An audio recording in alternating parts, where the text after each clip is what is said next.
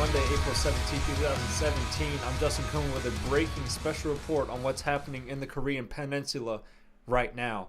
There appears to be more U.S. aircraft carrier strikers moving into the Korean Peninsula between Japan and South Korea, moving to practice simulations with South Korea, with Japan ordering its people from Seoul, the capital of South Korea, to move back to Japan, get everyone out. They're evacuating. Pyongyang, North Korea, is evacuating as well. 600,000 people are moving out of the city. Kim Jong-un has declared this already.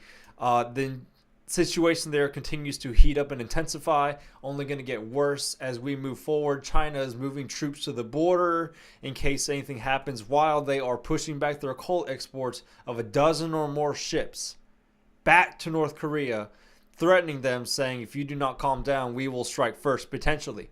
Now, the U.S. under President Trump and China under Xi Jinping has come together to say that we will not tolerate North Korea's actions. We will not underestimate what they can do at the same time, but we will have a very close eye on them, and they are threatening us with anything, still saying that if we throw the first punch and shoot the first bullet across the border, then there will be problems. Just today, or yesterday I believe, we just had Mike Pence go to the DMZ, demilitarized zone of South Korea and North Korean border on the 59th parallel, and basically have a stare down with the North Koreans there. This is getting very serious, people. There's drills happening all the time. Japan and Hawaii are on high alert now. Hawaii is saying that we need to, their legislators saying that we need to invest more into our shelters and emergency supplies and food supplies, which they have been slacking since the 80s and the early 70s, just about. Ever since Pearl Harbor, it's been slowing down some. So this is the situation we're looking at with North Korea. It's going to get worse. It's going to intensify before it gets any better. And China will more than likely be the first to strike them if the advantage and then the opportunity comes towards them and us at the wrong moment, the wrong time. However, we can only hope and pray that North Korea slows down on their nuclear developments, which may more than likely not happen.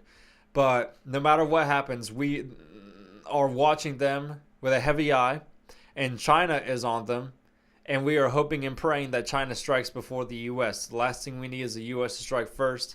Otherwise, that will cause a major war regardless. And with China being North Korea's ally, maybe that will show Kim Jong-un a mirror into what he's really doing and potentially stop him from advancing.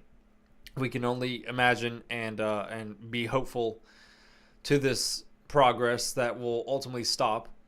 However, we will see. We will see. There's still aircraft carriers moving into the seas over there. They're still testing bombs. They just had a failure to launch in North Korea, and thank God that really didn't happen. They're saying the CIA was behind that, but that's breaking and uncovering. So this is all breaking down. North Korea is being antagonizing, and South Korea is now preparing. North Korea is even preparing.